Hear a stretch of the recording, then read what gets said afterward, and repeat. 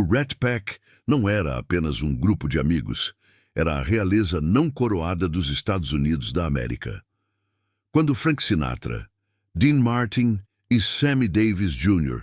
caminhavam pelos cassinos e hotéis de luxo na era de ouro de Hollywood, o mundo literalmente parava. Frank era o Chairman of the Board, o líder indiscutível que exigia lealdade absoluta de seus pares e retribuía com uma generosidade estrondosa. Sinatra era conhecido por distribuir notas de $100 como se fossem meros panfletos sem valor, certificando-se de que todos ao seu redor vissem o quão poderoso, rico e benevolente ele era. Ele queria os holofotes do mundo até mesmo em sua caridade. Dean Martin, por outro lado, operava nas sombras refrescantes do próprio brilho intenso.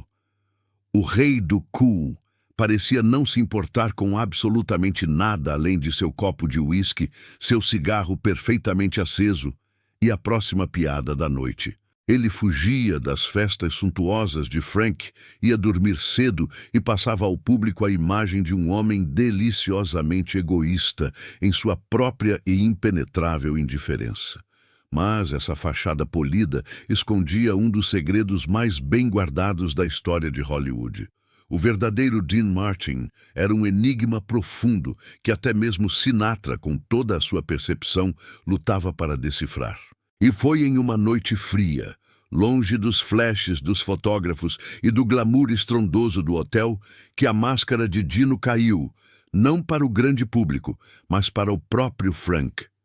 Envolvia um simples e cansado porteiro de hotel, um diagnóstico médico devastador e uma soma de dinheiro tão absurda, entregue de uma forma tão incrivelmente silenciosa, que quando Sinatra finalmente descobriu a verdade, o homem mais poderoso do show business ficou absolutamente sem palavras. O que Dean Martin fez quando achava que ninguém no universo estava olhando, mudou para sempre a forma como Frank Sinatra o enxergava. Assista a este vídeo até o fim e descubra o valor da gorjeta monumental que choca os corredores de Hollywood até os dias de hoje.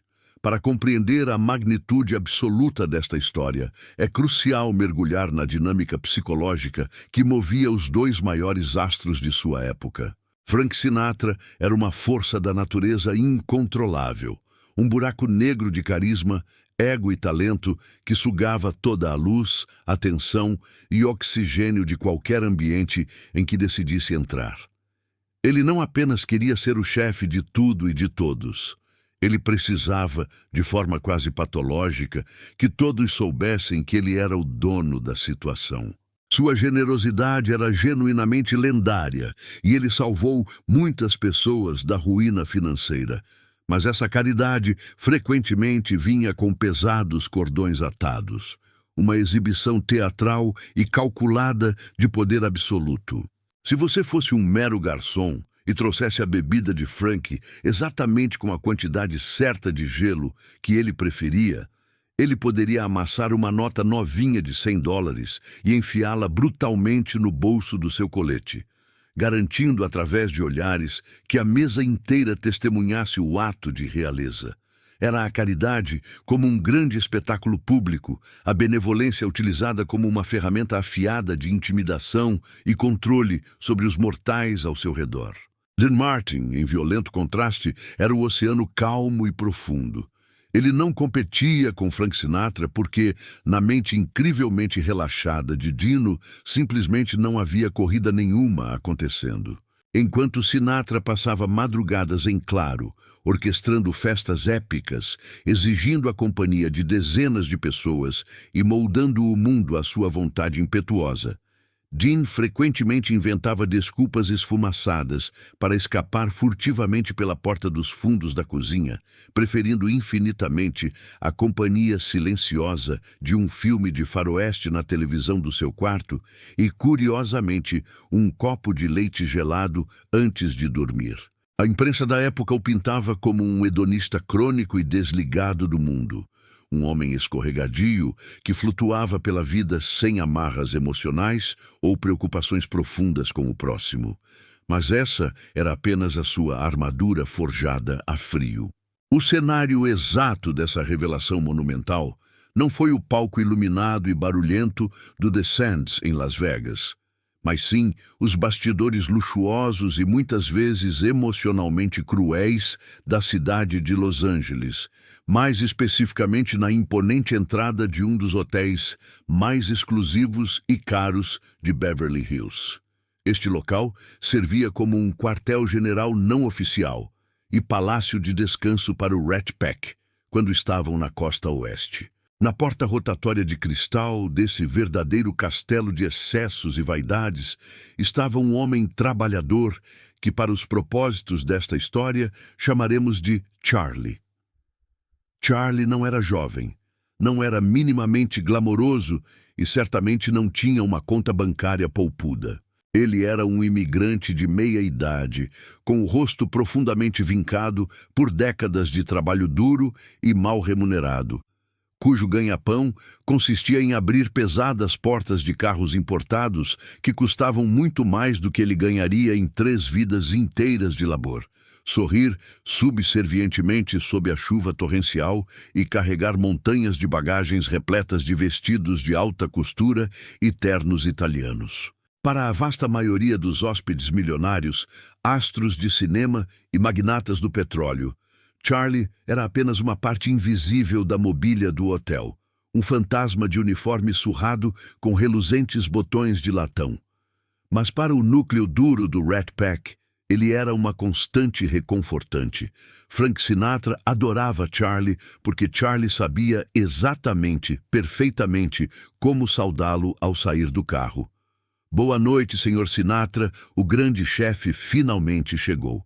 Frank se empavonava todo com isso e, invariavelmente, lhe dava uma gorjeta vistosa e escandalosa, garantindo que o porteiro soubesse quem mandava. Dean Martin, por outro lado, apenas sorria genuinamente para Charlie. Perguntava baixinho sobre a velha dor nas costas do trabalhador, apertava seu ombro com camaradagem e entrava no hotel silenciosamente, sem alarde. A rotina deste ecossistema era aparentemente inquebrável, até que em uma semana particularmente agitada e estressante, antecedendo uma gigantesca temporada de shows esgotados, Charlie simplesmente desapareceu de seu posto. O majestoso toldo verde do hotel parecia estranhamente vazio, sem a sua figura encurvada, mas sempre protetora e atenta. Durante os primeiros 2 dias, quase ninguém notou. Na roda viva alucinante de festas ininterruptas, ensaios exaustivos, com orquestras completas e jantares de madrugada regados a champanhe francês, a ausência de um mero porteiro raramente registra no radar egocêntrico de superestrelas globais. Mas Frank Sinatra era, fundamentalmente, um homem de hábitos extremamente rígidos e expectativas altas, e na terceira noite consecutiva em que seu imenso Lincoln Continental parou na entrada e uma face desconhecida, jovem e nervosa, abriu a porta do carro, a irritação brilhou perigosamente em seus intensos olhos azuis. Ele parou no saguão e exigiu saber o paradeiro do velho Charlie. O gerente-geral do hotel, visivelmente desconfortável e suando frio sob o olhar penetrante e mafioso de Sinatra, hesitou bastante antes de engolir em seco e contar a verdade brutal. A realidade sombria desceu sobre o lobby luxuoso com a sutileza de uma bigorna despencando do teto. Charlie havia desmaiado subitamente durante o turno de trabalho e foi levado às pressas em uma ambulância. O diagnóstico do hospital público do condado foi rápido, frio e impiedoso.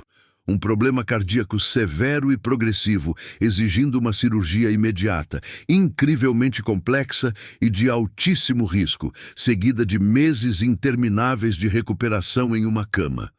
O pior de todos os detalhes. Charlie, como muitos trabalhadores da base da pirâmide, não tinha um seguro de saúde decente. O hospital, focado implacavelmente em orçamentos e lucros, estava prestes a mandá-lo de volta para sua casa modesta, com apenas um frasco de analgésicos baratos, para esperar pelo fim inevitável e doloroso, pois sua família, desesperada, não tinha absolutamente nenhuma maneira de arcar com a conta astronômica que seria necessária para salvar sua vida. A reação de Frank Sinatra a essa notícia foi instantânea, vulcânica e espetacular. Aquilo não era apenas uma tragédia humana. Na mente de Frank, aquilo era uma ofensa pessoal inaceitável à sua ordem mundial. Absolutamente ninguém, no vasto círculo de influência direta de Frank Sinatra, era deixado para morrer por algo tão vulgar quanto a falta de dinheiro.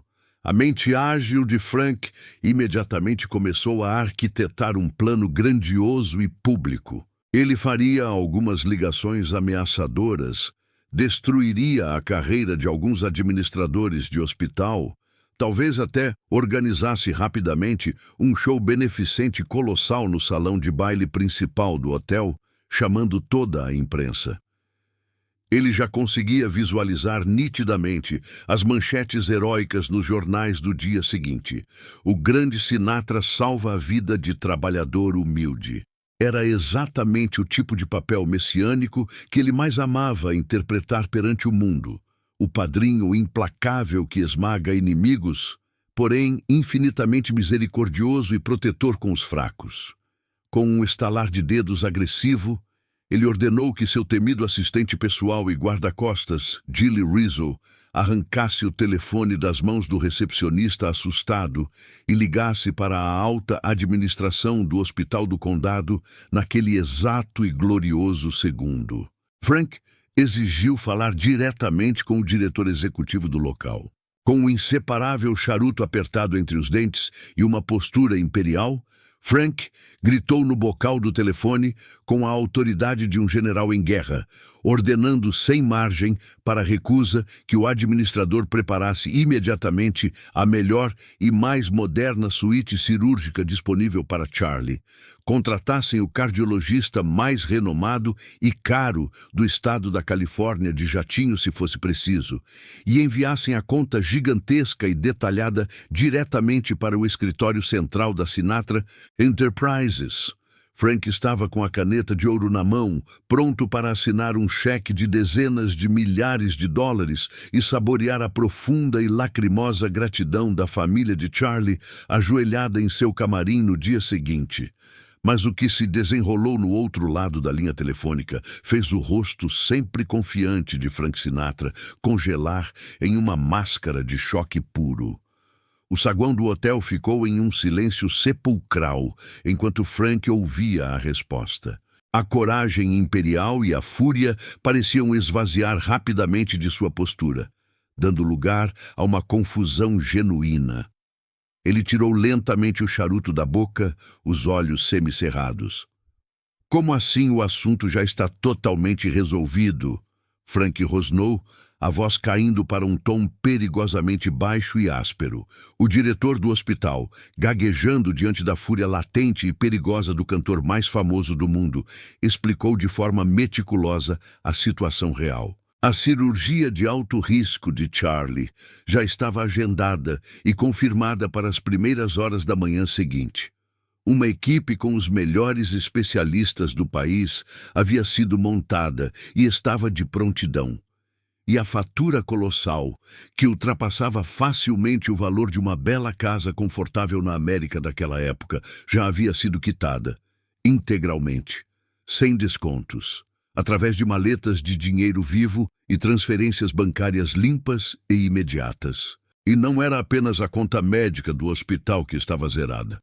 O benfeitor misterioso e rápido como um raio havia entrado em contato através de advogados com o banco local de Charlie, quitado todas as parcelas atrasadas da modesta hipoteca da casa do porteiro e depositado um fundo fiduciário substancial na conta de sua esposa assustada, para garantir categoricamente que a família não passasse sequer um dia de fome ou necessidade durante os longos e difíceis meses de reabilitação pós-cirúrgica. O valor financeiro total da operação benevolente era uma quantia estratosférica que chocaria até mesmo os executivos de estúdio mais bem pagos de Hollywood. Uma verdadeira e inimaginável fortuna na época, gasta de forma abrupta com um homem invisível que não era da família, não era um amigo íntimo de bebedeiras, era apenas um rosto periférico e familiar que abria portas. Frank estava completamente estupefato e fora de si. Seu ego gigantesco exigia uma explicação plausível e imediata. Quem em toda aquela cidade de cobras e exibicionistas tinha o dinheiro líquido, a audácia insana e a velocidade de execução para ultrapassá-lo em sua própria e patenteada especialidade de caridade heróica? Ele pressionou o diretor do hospital contra a parede verbalmente, ameaçando usar todo o seu poder e influência para destruir a reputação do lugar e a carreira do médico, se não soubesse o nome do doador naquele instante. O diretor resistiu heroicamente no início, alegando nervosamente que o benfeitor havia exigido sigilo e anonimato absoluto através de pesados contratos legais, sob a ameaça severa de retirar todos os fundos de doações futuras. Mas Frank Sinatra não era um homem biológico que aceitava a palavra não como uma resposta final. Após longos minutos de intimidação verbal pesada, ameaças veladas e gritos, o diretor finalmente desmoronou e cedeu, a voz trêmula vazando de forma quase inaudível pelo alto-falante do telefone. O nome não era o de um magnata do petróleo texano, nem de um chefão oculto da máfia de Chicago limpando sua barra com Deus, nem de um executivo de estúdio com um súbito peso na consciência burguesa. O nome singular que saiu do fone fez o precioso charuto de Frank escorregar de seus dedos e quase cair no chão de mármore brilhante do saguão. O nome revelado era o de seu melhor amigo e parceiro de palco, Dean Martin. O impacto brutal daquela revelação silenciosa bateu no orgulho de Sinatra com a força de um trem de carga desgovernado. Dean, o eternamente preguiçoso Dean Martin. O cara charmoso que reclamava amargamente se tivesse que ensaiar uma coreografia por mais de 20 minutos corridos. O homem relaxado, que se recusava terminantemente a memorizar as falas complexas dos roteiros de seus filmes e que parecia viver perpetuamente em uma névoa contínua e etílica de desinteresse charmoso pelas mazelas do universo. Como mais importante, quando ele havia feito aquilo sem que ninguém, absolutamente ninguém, de sua imensa comitiva de bajuladores percebesse. A verdade crua, que Frank viria a descobrir juntando as peças através de sussurros de funcionários do hotel dias depois, era de uma simplicidade que doía na alma.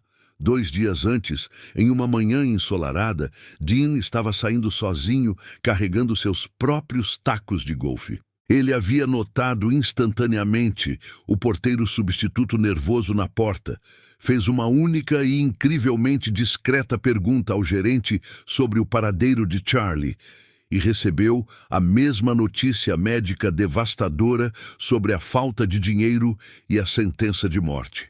Diferente de Frank, Dean não convocou uma reunião de crise em sua suíte, não ligou para nenhum de seus agressivos assessores de imprensa e não fez longos discursos inflamados sobre lealdade aos funcionários. Ele simplesmente escutou, acenou lentamente com a cabeça com o semblante impenetrável, guardou seus pesados tacos de golfe de volta no porta-malas do seu carro esporte, entrou no banco do motorista e dirigiu sozinho pela cidade até o seu banco de confiança. Lá ele sacou a quantia monstruosa sem piscar. Foi dirigir pessoalmente até a recepção pobre do Hospital do Condado. Exigiu ver a administração máxima, colocou a fortuna sobre a mesa de forma completamente anônima, assinou a papelada exigindo que a cirurgia acontecesse sem atrasos e virou as costas e foi embora no mesmo minuto. Ele nem sequer subiu de elevador para visitar o quarto de Charlie para colher os inevitáveis e agradáveis louros de gratidão do doente. Ele resolveu matematicamente e financeiramente o problema fatal de um ser humano quebrado. Garantiu o futuro da família dele e, em seguida, dirigiu de volta para o campo de golfe em seu clube de campo, conseguindo tranquilamente terminar seus 18 buracos antes mesmo do almoço ser servido. Ele não contou à sua própria esposa em casa, não contou ao seu superagente faturador e, acima de todas as coisas, não contou uma única sílaba a Frank Sinatra. Naquela mesma noite, horas após a revelação, o clima tenso no espaçoso camarim do Rat Pack antes do show era visivelmente diferente e pesado. Frank estava incomumente quieto, reflexivo, observando Dean atentamente de longe. Dino estava preguiçosamente esparramado em um luxuoso sofá de couro italiano, parecendo perfeitamente e irritantemente em paz com o universo, brincando um fio de espaguete imaginário no ar com o dedo, enquanto bebericava suavemente seu inseparável uísque. O chairman of the board não conseguia suportar o peso esmagador daquele mistério moral. Frank se aproximou lentamente de Dean, dispensou rudemente o resto da vasta comitiva da sala com um único olhar incisivo e cortante e sentou-se na cadeira bem à frente do parceiro. "Eu falei longamente com o hospital hoje de tarde, Dean", Frank disse, a voz desprovida de toda a sua arrogância e fanfarronice usual, carregada de uma admiração confusa e quase infantil. "Sobre o velho Charlie da porta lá de baixo." Dean nem sequer piscou ou mudou a postura. Ele apenas deu um longo e deliberado gole em sua bebida ambarina, olhou de volta para Frank com aquele olhar clássico, sonolento e misterioso, e deu de ombros levemente. "É uma pena grande sobre o velho. Um cara bom. Espero que os médicos lá saibam o que estão fazendo com o bisturi." Frank não ia deixar o assunto morrer ali com uma evasiva barata. Ele se inclinou para a frente. "Você pagou a conta inteira do hospital, Dean. E a maldita hipoteca do cara. Foi uma fortuna, uma verdadeira e obscena fortuna. E você ia calar a boca e não ia contar para absolutamente ninguém. Por que diabos você faria isso e esconderia?" Dean suspirou pesadamente, parecendo genuinamente irritado por sua boa ação altruísta ter sido descoberta pelo radar de Frank, como se alguém o tivesse acabado de pegar, trapaceando descaradamente em um jogo de carteado com amigos. Ele se inclinou lentamente para a frente também, apoiando os cotovelos nos joelhos, e a eterna máscara do palhaço bêbado e desinteressado sumiu por um breve e raro segundo, revelando os olhos incrivelmente nítidos, sofridos e inteligentes do garoto durão de Steubenville, Ohio, que conhecia intimamente o gosto amargo e humilhante da verdadeira pobreza na juventude.